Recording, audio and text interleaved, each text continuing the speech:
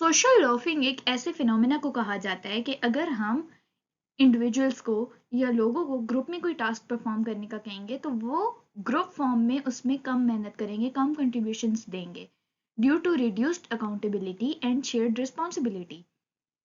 इस फिनोमेना की मिसाल ऐसे है कि जैसे आपकी क्लास में 5-5 स्टूडेंट्स के ग्रुप बना के टीचर असाइनमेंट देती है करने के लिए, तो हर स्टूडेंट ये सोचेगा कि अकाउंटेबिलिटी रिड्यूस हो गई है, यानी अगर असाइनमेंट में कोई कमी पेशी है तो टीचर 500 को डांटेंगे, किसी अकेले को नहीं डांटेंगी। It is reduced accountability and shared responsibility कि अच्छा चलो मेरे हिस्से का काम नहीं हुआ है रे, बाकी 4 लोग हैं वो लोग मिलके कर लेंगे। तो ये दो चीजें जो हैं इनकी वजह से ग्रुप फॉर्म में इंडिविजुअल्स अपने टास्क में कम मेहनत देते हैं, बजाय इसके कि टीचर सबको अकेले अकेले कहें 10-10 नंबर की आप लोगों ने असाइनमेंट करनी है तो हर कोई ज्यादा एफर्ट्स करेगा ताकि मेरी असाइनमेंट अच्छी हो, मुझे ज्यादा मार्क्स मिले। सो दिस फिनोमेना के ग्रुप फॉर्म में आपका कम हो जाएगी, एफर्ट्स कम हो जाएंगी, ये फिनोमेना सोशल लॉफिंग कहलाता है। सोशल लॉफिंग को रिंगलमैन इफेक्ट भी कहा जाता है।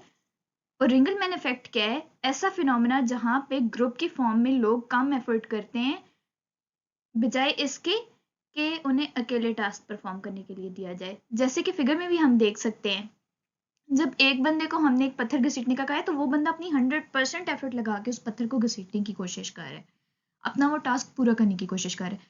जब दो लोगों को बोलेंगे तो एक दूसरे के सहारे पे छोड़ के दोनों कम एफर्ट्स डालेंगे, और जब 3 को कहेंगे तो एफर्ट और कम हो जाती है, यानी एक अकेला जितनी एफर्ट दे रहा था दो मिलके भी उतनी नहीं दे पा रहे। क्यों? क्योंकि दोनों बात एक दूसरे पे डालने की कोशिश करेंगे, काम एक दूसरे पे डालने की कोशिश करेंगे। तो इस फिनोमेना को रिंगलमैन इफेक्ट या सोशल लॉफिंग कहा जाता है। अब ये जो सोशल लॉफिंग इफेक्ट है ये किसी French agricultural engineer max Ringelmann ने अपनी स्टडी के दौरान डिस्कवर किया था। और उसने ये डिस्कवर किया था कि जो ग्रुप की परफॉर्मेंस है वो इंडिविजुअल्स की पोटेंशियल से कम है। यानी कि मुझे अगर टीचर 10 मार्क्स की असाइनमेंट करने के लिए देती हैं तो मैं उसके मुकाबले में, उसके बदले में 10 पेजेस की असाइनमेंट लिखती हूँ। यानी टीचर ने अगर मुझे एक टॉपिक दिया और कहा आप असाइनमेंट लिखो और इसके 10 नंबर हैं तो मैं 10 पेजेस लिखूंगी और अपना बेस्ट आउटपुट दूंगी ताकि मुझे इतने ही मार्क्स मिले। जब टीचर ने ग्रुप में दो बंदों को दे दी टोटल 10 नंबर की असाइनमेंट, तो एक बंदा अपने हिसाब से 2 पेजेस कर देगा और बोलेगा साथ में दूसरे की भी थी, और दूसरा भी अगर 2 या 3 ही पेजेस करता है तो टोटल सिर्फ 5 पेजेस हुए। तो मैक्सिमम पोटेंशियल क्या था जो एक अकेले बंदे का था, और दोनों का मिलके भी सिर्फ 5 पेजेस बन रहे हैं। यही चीज मैक्स रिंगलमैन ने एक्सप्लेन की थी, इसलिए सोशल लॉफिंग को रिंगलमैन इफेक्ट भी कहा जाता है। और इस इफेक्ट को बार बार चेक किया गया एक्सपेरिमेंट्स के थ्रू 20th सेंचुरी में, ताकि देखा जा सके कि वाकई में मेजोरिटी में ये इफेक्ट एग्जिस्ट करता है कि नहीं करता। वाकई में अगर हम ग्रुपिंग कर दें तो ग्रुपिंग से आउटपुट कम हो सकती है कि नहीं हो सकती। रिंगलमैन रोप पुलिंग एक्सपेरिमेंट, तो मैक्स रिंगलमैन ने 1913 में एक एक्सपेरिमेंट किया था इसी इफेक्ट को स्टडी करने के लिए, मजीद स्टडी करने के लिए, कि उसने एक बंदे के मुकाबले में एक ग्रुप को रखा और उन्हें रस्सी खींचने के लिए कहा। तो उसने ये देखा कि वो जो ग्रुप है उसमें तमाम लोग जितनी एफर्ट डाल रहे हैं वो उससे कम है जो अकेला बंदा अपनी साइड पे एफर्ट डाल रहा है। क्यों? क्योंकि उसे पता है मैंने जीतना है और उसने अपनी बेस्ट परफॉर्मेंस देनी है। लेकिन जब लोगों को ग्रुप बना दिया गया है तो उनके जहन में डिफरेंट थॉट्स आ सकती हैं। हाँ जी, ये खींच लेगा, वो खींच लेगा, सब मिलके खींचेंगे, हम तो जीत ही जाएंगे, हम तो अपना टास्क पूरा कर ही लेंगे। सो ग्रुपिंग में उनकी एफर्ट्स कम हो गई हैं। रिंगलमैन के रोप पुलिंग एक्सपेरिमेंट को हम देख सकते हैं। रेड पर्सन की जो इफेक्ट्स हैं या एफर्ट्स हैं रोप पुलिंग में वो 100 यूनिट्स हैं, जबकि इन चारों लोगों की मिला के भी उस बराबर नहीं है। रिंगलमैन इफेक्ट में क्या था? एक इंसान अकेले तरफ जो जोर लगा रहा था वो 100 यूनिट्स के बराबर था। तो उस हिसाब से अगर वो 8 लोगों का ग्रुप बना देता है तो उसमें 800 होने चाहिए। जब एक इंसान मैक्सिमम 100 यूनिट्स का काम कर सकता है तो 8 लोगों को मिलाने से 800 होने चाहिए। लेकिन रिंगलमैन ने ये देखा था कि जब उसने एक इंसान की ग्रुपिंग करके उन्हें 8 लोग बना दिया तो सिर्फ और सिर्फ 392 यूनिट्स एफर्ट डाली गई। इससे ये साबित होता है कि जब हम ग्रुपिंग कर देते हैं तो रिड्यूस्ड अकाउंटेबिलिटी और शेयर्ड रिस्पॉन्सिबिलिटी की वजह से इंडिविजुअल्स अपनी एफर्ट्स कम कर लेते हैं। उसके बाद हम देखेंगे कलेक्टिव एफर्ट मॉडल को, जिसे CEM भी कहा जाता है। ये कराओ और विलियम्स ने 1993 में प्रेजेंट किया था या प्रिपेयर किया था। इसके मुताबिक सोशल लॉफिंग इसलिए होती है, यानी सोशल लॉफिंग कौन सा इफेक्ट है कि ग्रुप जब बना दिया जाएगा तो लोग अपनी मेहनत करना कम कर देंगे। ये सिर्फ इसलिए होता है क्योंकि इंडिविजुअल्स को लगता है कि उनकी जो मेहनत है उसका उन्हें उतना रिवॉर्ड नहीं मिलेगा। मिसाल के तौर पे अगर अकेले बंदे को टीचर 10 मार्क्स पूरे लेने पे चॉकलेट दे रही है तो पूरे ग्रुप को टीचर एक चॉकलेट देंगी। ये सिर्फ और सिर्फ एक एग्जाम्पल है। तो इसलिए जो ये मॉडल प्रिपेयर किया गया था इसमें यह देखा गया था कि इंडिविजुअल्स ग्रुपिंग के दौरान अपनी एफर्ट्स इसलिए कम कर देते हैं क्योंकि उन्हें लगता है कि उनकी जो एफर्ट्स हैं उन्हें इतनी वैल्यू नहीं मिलेगी। When working collectively, other factors frequently determine performance. यानी कि अगर वो इकट्ठे काम करेंगे तो उनके रिवॉर्ड्स डिवाइड हो जाएंगे, उनकी रिस्पॉन्सिबिलिटीज डिवाइड होंगी। इसलिए जब रिस्पॉन्सिबिलिटीज, इस मॉडल ने हमें ये बताया कि अगर हम हर मेंबर को एक अलग रिस्पॉन्सिबिलिटी दे देंगे तो वो अच्छे तरीके से परफॉर्म कर सकता है और हम इस इफेक्ट को अच्छे वे में यूज कर सकते हैं, पॉजिटिव वे में यूज कर सकते हैं। जैसे कि 5 लोगों को सिर्फ और सिर्फ रस्सी खींचने के बजाय या 5 लोगों को सिर्फ और सिर्फ मिलकर एक असाइनमेंट पूरी करने के बजाय हम उस असाइनमेंट्स को 5 डिफरेंट पार्ट्स में डिवाइड कर देते हैं और हर इंसान को कहते हैं कि वो अपना पार्ट अच्छे तरीके से करे और हर इंसान को उसकी कंट्रीब्यूशन के बराबर के मार्क्स मिलेंगे।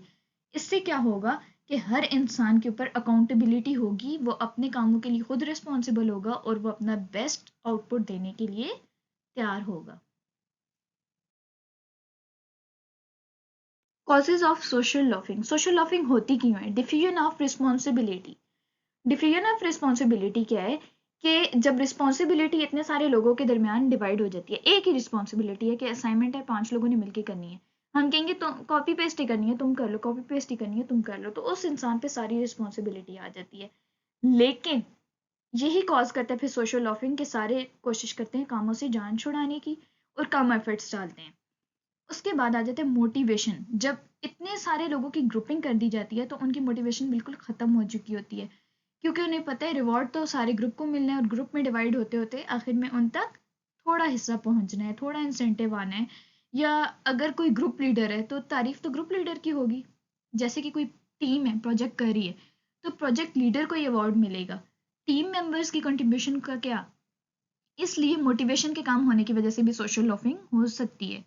डिस्पेंसिबिलिटी ऑफ एफर्ट्स, यानी कि कोई और अगर ग्रुप में कमजोरी करे तो उसको देख के आप कहोगे कि ये तो इतनी एफर्ट नहीं कर रहा, उसके बावजूद इसे हमारे बराबर का रिवॉर्ड मिलेगा तो आप भी एफर्ट करना छोड़ देते हो। या एक्सपेक्टेशन ऑफ को वर्कर परफॉर्मेंस, आपको ये उम्मीद होती है कि अगर मैंने काम ना किया तो बाकी 4 मेंबर्स हैं वो भी तो काम कर सकते हैं। तो ये सारे कॉजेज हैं जिनकी वजह से ग्रुप में इंडिविजुअल्स अपनी कंट्रीब्यूशन कम कर देते हैं मुकाबला इसके कि उन्हें अकेले कोई काम करने का कहा जाए। Effect of culture. 1989 में क्रिस्टोफर ने बताया था कि सोशल लॉफिंग इफेक्ट उन कल्चर्स में कम होता है जो कलेक्टिविस्ट कल्चर्स होते हैं, यानी कि ऐसे कल्चर्स जहाँ पे लोगों का मानना ये होता है कि मिलजुल के काम करना या ग्रुप अचीवमेंट जो है वो किसी एक अकेले बंदे की अचीवमेंट से ज़्यादा ज़रूरी है। यानी कि ऐसा कल्चर जहाँ पे ये सोचा जाता है कि पूरे मुल्क की तरक्की किसी एक इंसान के अच्छे फ़ायदे से ज़्यादा ज़रूरी है, यानी कि रिश्वत लेने से ज़्यादा ज़रूरी है कि आप अपने मुल्क के साथ वफादार हों ताकि आपका मुल्क अच्छा हो।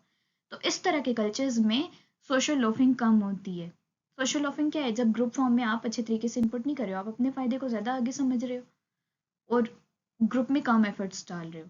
लेकिन ऐसे कल्चर्स जो कि कलेक्टिविस्ट कल्चर्स होते हैं जहाँ पे ये सोचा जाता है कि ग्रुप के जो गोल्स हैं उन्हें अचीव करना ज़्यादा ज़रूरी है, वहाँ पे सोशल लॉफिंग इफेक्ट कम किया जा सकता है। मिसाल के तौर पे चाइनीज़ में इंडिविजुअलिस्टिक बेनिफिट से ज़्यादा ज़रूरी कल्चरल बेनिफिट्स को समझा जाता है, ग्रुप बेनिफिट्स को समझा जाता है, वहाँ पे सोशल लॉफिंग कम होती है।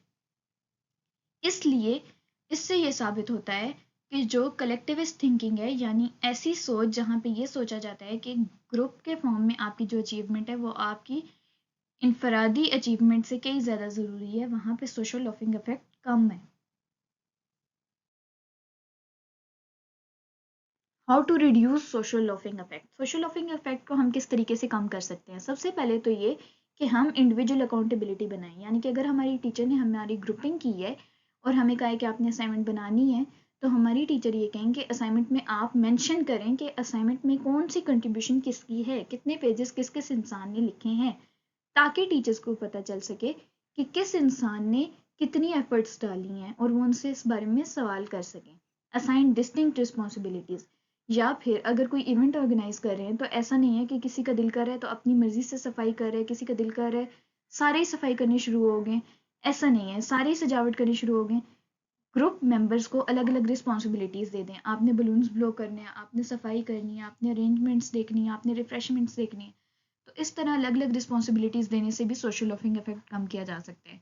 इंकरेजिंग टीम लॉयलिटी, जब आपकी टीम लॉयल होगी, जब आपकी टीम अपने ग्रुप की अचीवमेंट को ज़्यादा ज़रूरी समझेगी, तो आपकी जो ग्रुप है उसमें सोशल लॉफिंग इफेक्ट एग्जिस्ट नहीं करेगा।